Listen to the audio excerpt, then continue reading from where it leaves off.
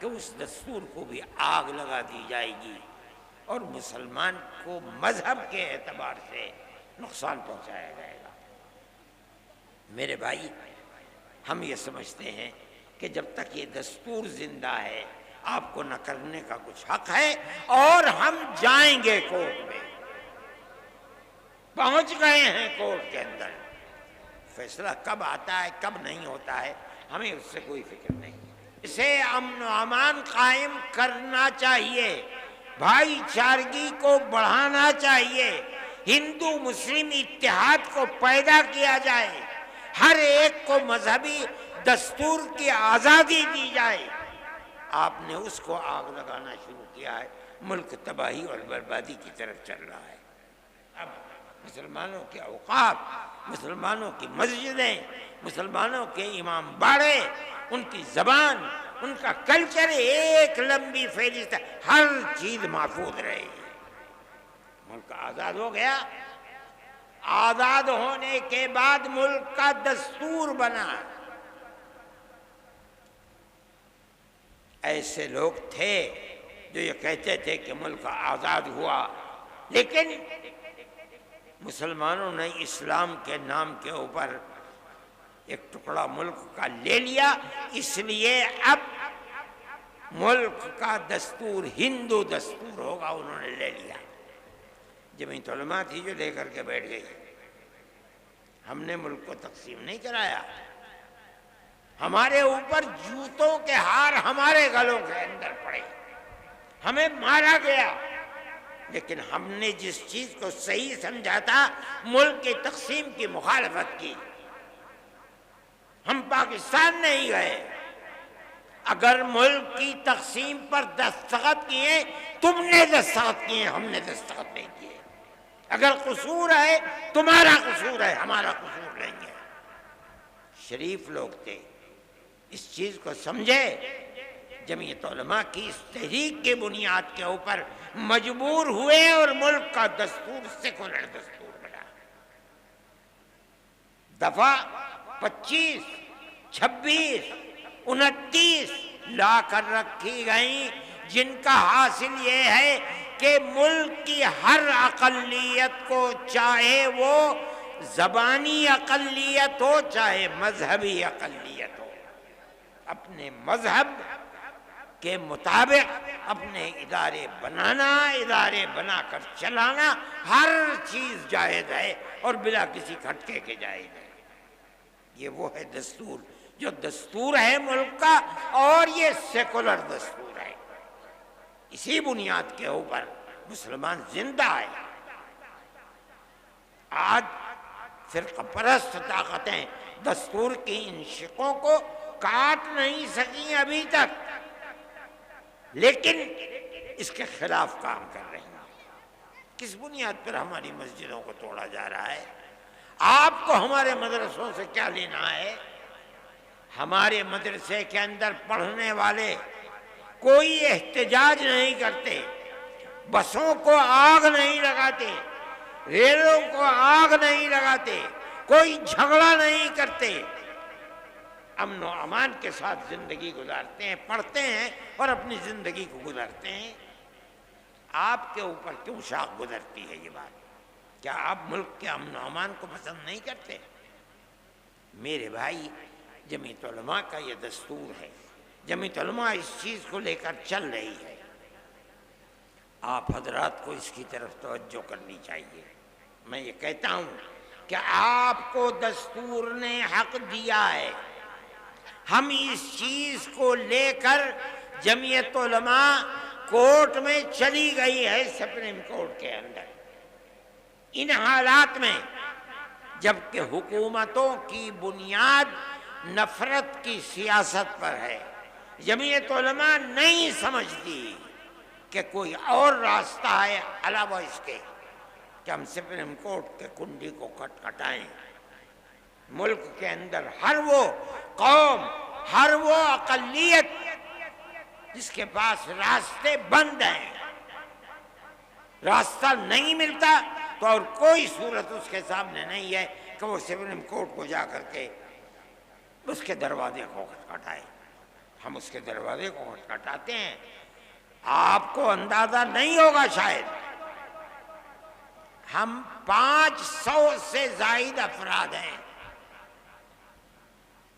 جن کے مقدمات کو supreme court, high court, lower court کے اندر لڑ رہے ہیں. ان مقدمات کے اندر ہمارا کروڑوں روپیہ خرچ ہوتا ہے سال میں. ہمارا کیا ہے؟ ہماری جیب سے توڑے جاتا ہے. اس ہاتھ سے لیتے ہیں اور اس ہاتھ سے خرچ کر دیتے ہیں. جمعیت علماء کا یہ کردار ہے. جمعیت علماء اس کے لیے کام کر رہی ہے. سپریم کورٹ کے سوا ہمیں کوئی چیز نظر نہیں جاتی ہے. وقف کے سلسلے کے اندر ہم سپریم کورٹ میں گئے اور بڑے سے بڑا جو وکیل کپل سبل جو ایک دن میں 5 منٹ کے لیے اگر کورٹ میں گئے 15 لاکھ روپے کی فیس رہتے ہیں. ہم جاتے ہیں ان کو پیش کرتے ہیں.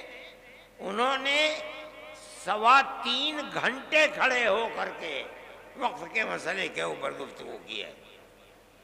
سارے ہندوستان کیا ساری دنیا نے اس کو دیکھا ہے. جمعیت علماء کے وکیل تھے. ہوتا کیا ہے اس کو اللہ جانتا ہے. لیکن جمعیت علماء سپریم کورٹ میں جاتی ہے. ہم بھی جائیں گے سپریم کورٹ میں، ہر بنیاد کو لے کر کے جائیں گے. جہاں ہمیں راستے نظر نہیں آئیں گے ہم جائیں گے. لیکن ہم یہ بات کہتے ہیں کہ ملک کی ایک پرانی تاریخ ہے. آج سے نہیں، 1400 سال سے ہماری تاریخ ہے اس ملک کے اندر. پہلے ملک کے اندر راجا اور رجواڑوں کی حکومت تھی. مسلمان زندہ تھا اور اپنے مذہب کے ساتھ اس ملک میں زندہ تھا. کیرلا سے لے کر سندھ تک زندہ تھا. اس کے بعد بابر آئے اور دوسری لوگ وسط ایشیا سے آئے اور انہوں نے حکومتیں کر لی. مسلمان اپنے مذہب کے ساتھ زندہ تھا. بہادر شاہ ظفر آخری بادشاہ تھے، چلے گئے. اس کے بعد انگریز کی حکومت، مگر مسلمان اپنی آزادی مذہب کے ساتھ زندہ تھا. اس کے بعد یہ آئی حکومت. کانگریس کی حکومت کے اندر ایسا مسئلہ مسلمان کے ساتھ نہیں تھا. کانگریس کی حکومت ختم ہوئی. اب اس کے بعد یہ لگتا ہے کہ اس دستور کو بھی آگ لگا دی جائے گی اور مسلمان کو مذہب کے اعتبار سے نقصان پہنچایا جائے گا. میرے بھائی، ہم یہ سمجھتے ہیں کہ جب تک یہ دستور زندہ ہے آپ کو نہ کرنے کا کچھ حق ہے. اور ہم جائیں گے کورٹ میں. پہنچ گئے ہیں کورٹ کے اندر. فیصلہ کب آتا ہے کب نہیں ہوتا ہے ہمیں اس سے کوئی فکر نہیں. ہمارا ماننا یہ ہے کہ ملک کے اندر امن و امان رہ سکتا ہے تو اس کی صورت صرف یہی ہے کہ ملک کی ہر اقلیت اور اکثریت ایک دوسرے کے ساتھ مٹھی کی انگلیوں کی طرح سے جڑ کر رہے ہیں. جمعیت علماء اسی طرح زندہ رہتی ہے اور کام بھی اسی طریقے پر کرتی ہے. ہم اس چیز کو لے کر پہنچیں گے. لیکن میں یہ کہتا ہوں کہ یہ نظریہ دل میں پیدا کیوں ہوتا ہے کہ آپ مسلمان کو نقصان پہنچائیں اور اس کے مذہب سے بیگانہ کریں آپ. میں سمجھتا ہوں کہ یہ چیز ملک کے لیے غلط ہے اور سارے ملک کو تباہ کر رہی ہے. آپ اقلیت اور اکثریت کے اندر گھسیں، ماحول کے اندر کاروبار کو دیکھیں، اقتصادیات کو دیکھیں، امن و امان کو دیکھیں. ہر اعتبار سے ملک تباہ اور برباد ہوتا چلا جا رہا ہے. کاروباری لوگ یہ بیٹھے ہوئے بنارس کے، میں صبح سے بات کر رہا ہوں، ہر آدمی یہی کرتا ہے کہ جم گیا ہے کاروبار. ایسا لگتا ہے جیسے مارکیٹ میں پیسے ہی نہیں ہیں. چند افراد ہیں جو سارے ملک کی دولت کے اوپر قبضہ کیے ہوئے ہیں، لیکن سارا ملک ان چند افراد سے تو نہیں چلتا ہے. کیا بربادی ہے؟ میں کہتا ہوں گورنمنٹ جسے امن و امان قائم کرنا چاہیے، بھائی چارگی کو بڑھانا چاہیے، ہندو مسلم اتحاد کو پیدا کیا جائے، ہر ایک کو مذہبی دستور کی آزادی دی جائے، آپ نے اس کو آگ لگانا شروع کیا ہے۔ ملک تباہی اور بربادی کی طرف چل رہا ہے۔ جمعیت علماء کی یہ تحریک ہے، امن و امان ختم ہو رہا ہے۔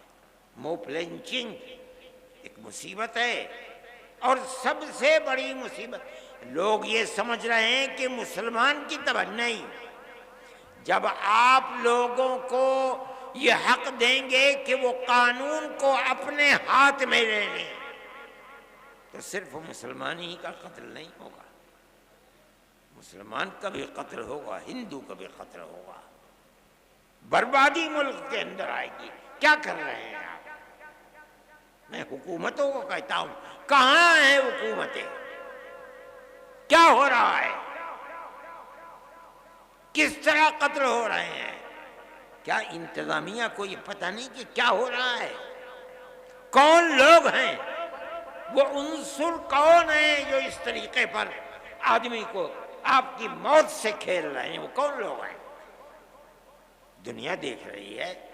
ہم نے یہ بات کہی تھی، شور مچایا تھا، جب بہار سے جو صوبہ بنا اس کے اندر موب لنچنگ سب سے زیادہ، اور بی جے پی گورنمنٹ تھی، بی جے پی گورنمنٹ گر گئی، امن و امان ہو گیا۔ آج یو پی کے اندر ایسی تباہی مچی ہوئی ہے، اور یہی راجستھان کے اندر ہے۔ اگر حکومت چاہے تو وہ ملک کے امن و امان سے کھیلنے والے لوگ ایک دن نہیں آزاد رہ سکتے۔